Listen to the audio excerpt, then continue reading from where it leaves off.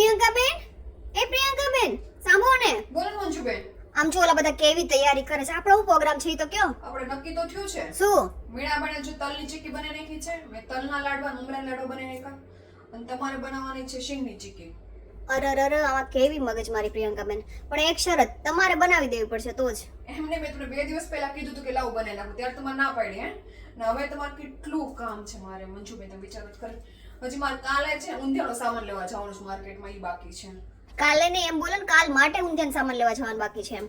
હજી 6 વાગ્યા તો એ બધું થઈ જાય પ્રિયંકાબેન. તો એક કામ કરો, શું? મારે મોડું થાય હા, તો તમે જમવાનું બનાવી નાખશો.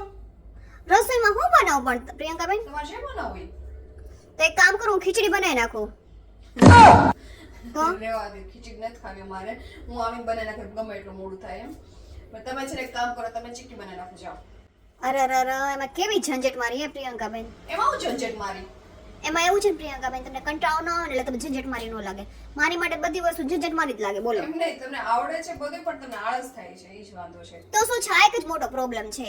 આળસ વહી જાય ને એટલે મારી લાઈફ બહુ મસ્ત ચકાચક છે. બોલો. અને તમને હું શું કહું છું સાંભળો.